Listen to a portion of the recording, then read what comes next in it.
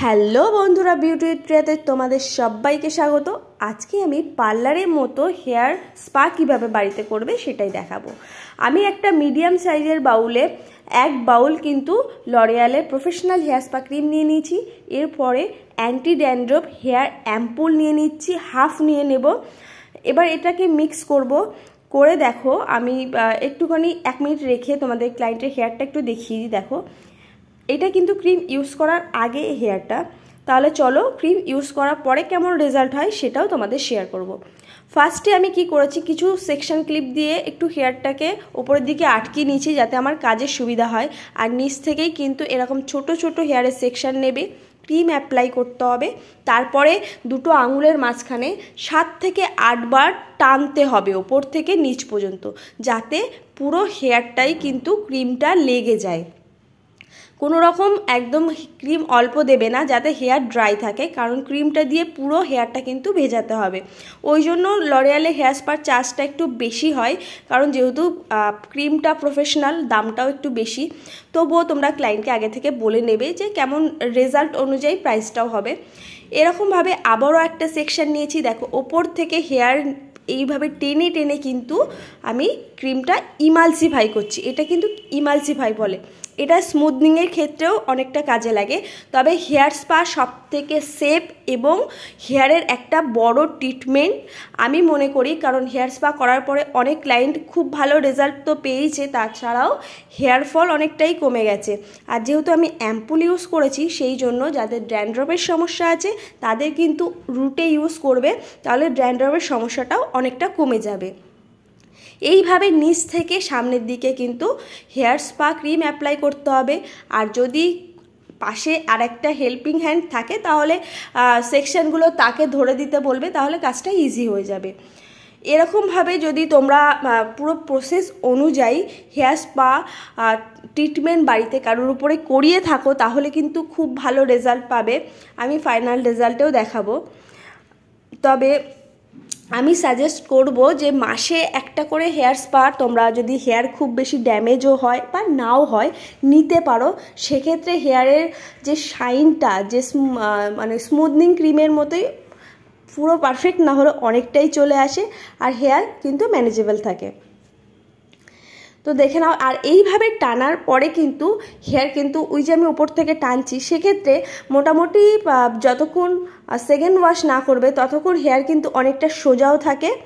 আর মোটামুটি 10-15 দিন একদম হেয়ার একটা মসৃণ ভাব থাকে। তো তোমরা অবশ্যই ট্রাই করে দেখতে পারো। আর আরেকটা ওয়ার্নিং তোমাদেরকে দিয়ে দিই, যখনই কোনো হেয়ার ট্রিটমেন্ট করবে তার আগে কিন্তু ক্লায়েন্টের হেয়ার অন্তত 2 বার শ্যাম্পু করে নেবে। কোনো রকম কিন্তু ধুলোবালি ময়লা যাতে হেয়ারে না থাকে, তাহলে ট্রিটমেন্টটা করার পরে রেজাল্টটাও ভালো পাবে আর হেয়ারে কোনো প্রবলেমও হবে না। তো আশা করি এই পর্যন্ত তোমরা বুঝতে পারলে। এরপরে তোমাদের আরেকটা জিনিস বোঝাবো, যেটা পার্লারে ধরো হেয়ার স্টিম দেওয়ার জন্য একটা মেশিন থাকে, তোমার কাছে তো নেই বা আমার কাছেও নেই। আমি যেহেতু বাড়িতে ট্রিটমেন্টটা করছি, আর ওই মেশিনটা একটু দাম আছে, সবার পক্ষে তো কেনাও সম্ভব না, বিগিনার যারা। তো তারা কি করবে, বাড়িতে তার একটা উপায় আছে, সেটাও আমি তোমাদের ভিডিও আগে বলে দেবো। আর ক্রিম কিন্তু খুব ভালোভাবে অ্যাপ্লাই করবে যাতে সমস্ত হেয়ার ভালোভাবে ভিজে যায়। তোমরা চাইলে কিন্তু অল্প ভিজা শ্যাম্পু করার পরে হেয়ারেও ক্রিম অ্যাপ্লাই করতে পারো, বা একদম ড্রাই হেয়ারেও ক্রিম অ্যাপ্লাই করতে পারো, এর জন্য কোনো রকম প্রবলেম নেই। তো এই দেখো, আমার ক্রিম অ্যাপ্লাই হয়ে গেছে। আমি কিন্তু আধা ঘন্টা পুরো ক্রিমটা রেখে দিয়েছিলাম। এরপরে আমি হেয়ার স্টিম দিয়ে নিচ্ছি। তার জন্য আমি গরম জল ফুটিয়ে তার মধ্যে একটা টাওয়াল দিয়ে 3 থেকে 4 মিনিট রেখে দেবো, আর একটু হাত দিয়ে 1 মিনিট ড্যাব ড্যাব করবো। তাহলে কি হয়, ওই হেয়ারটার রুটে কিন্তু একটা গরম ভাব গেলে ক্রিমটাও পৌঁছায় আর হেয়ারটা অনেকটা মসৃণ হয়। তো এই কাজটা তোমরা অবশ্যই করতে পারো। খুব বেশি ড্রাই হেয়ার হলে তাহলে স্টিম দেওয়ার দরকার নেই। দেখো হেয়ারটা কতটা সফট হয়ে গেছে। এবার আমি হেয়ার স্পা যে মেন পার্ট, মাসাজ, দেখো 3টে মাসাজ স্টেপ আছে। প্রথমে মাদ্রি, ব্রহ্মা, শিবা, মানে একদম হেয়ার লাইনের শুরুতে, তারপরে মিডিলে, তারপরে শেষে। তোমরা একটা আইডিয়া করে তারপরেই কিন্তু স্টেপটা হেয়ারের সাইডে কিন্তু রোটেশন করতে হবে খুব ভালোভাবে, একটু প্রেশার দিয়ে, যেই একদম হেয়ারের লাইন যেটা আছে ফার্স্টে শুরুতে সেখানে খুব সুন্দর করে রোটেশন করলে অনেকটা কিন্তু সাইডে রিল্যাক্স হবে হেয়ার লাইনে রোটেশন করলে। আর যখনই তুমি হেয়ার রুটে রোটেশন করতে থাকবে তখন কিন্তু হেয়ার গ্রোথটাও অনেক ফাস্ট হয়ে যাবে আর ক্লায়েন্টও কিন্তু একটা রিল্যাক্স পাবে।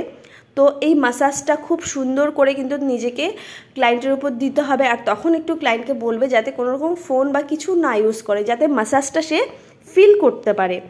এবার দেখো আমি পিঞ্চিং করছি, এটা হচ্ছে 3 নম্বর স্টেপ।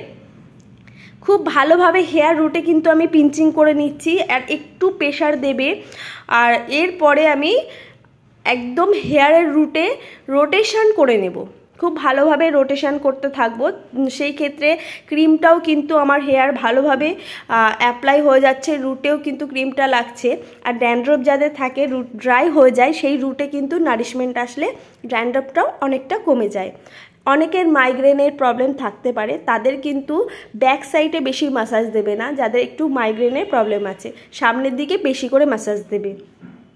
আর একটা ম্যাসাজ অন্তত 4 থেকে 5 বার করে দেবে, মোটামুটি 15 মিনিট ধরে।